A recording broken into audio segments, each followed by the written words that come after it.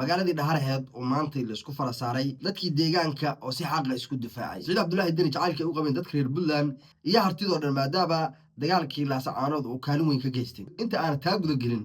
siyaasiyiintu in aysan qabiil lahayn halka dad ku ogaanaysa Saciid Cabdullaahi Deni shalay markii maamulka Khartoum State aw dagaalamayay uu ka barbar dagaalamayay kaalinta koobaadna waa ka qaadanayay dadka ka sareeyana wuxuu u sheegayay meeshaan ciidamada harti la yiraahdo ku dagaalamayaan ayna la dagaalamayaan beel isaaq la yiraahdo in hartidii shalay walaalaha ahayd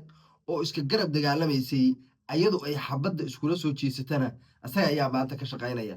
markii la fiiriyo marka fasiraadaas waxay ka dhigan tahay dagaalkii shalay oo ku jiray oo dadka wajiga hartinimada uu tusayay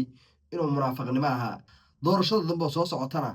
oo halka xibna aad u tiro badan ka soo saarto halka marka waxaad ku ogaanaysaa siyaasigu qabiil male laakiin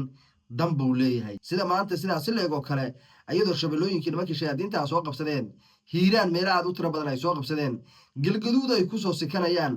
xasan sheekh maxamuud ciidamada aad u tiro badan oo gorgor iyo horeba la yiraahdo oo deegaana nabada oo maamul ka jiro sidoo raba maamulka ha u jiro xaq darra ha ahaado xaq ha ahaado halka uu ciidamada shabeelooyinkii hiiraan ka dagaalgelinahay siyaasiga marka Soomaaliyeed dantaas uu leeyahay maantay awoodooda ayay muujiyeen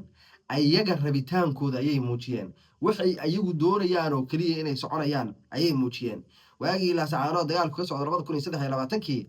ayaa waxaa sheegay dadka deegaanka u dhashay inay guuleyso doonaan sababta ay ku guuleysanayaan ay tahay mar walba qofkii meesha iska laha guuleysa qof inta deegaankiisa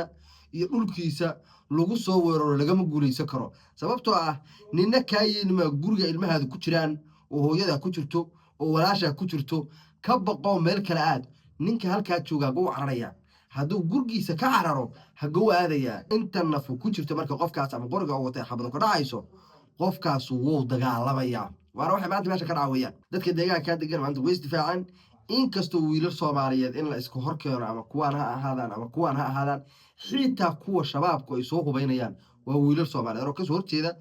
in laba wiilo Soomaaliyeed markastaba inta la isku horkeeno la yiraahdo kana qoriga wax loogu dhiibo ayaga la istuso ayadoo siyaasad gooni laga leeyahay markastaba ka soo horjeeda laakiin dadka deegaanka inkastoo ay qalad tahay oo ayaga la isku diray oo la isku horkeenay rabitaankooda ayay maanta muujiyeen waxayna difaaceen rabitaankii shakhsigaas oo lahay uu doonaya deegaanka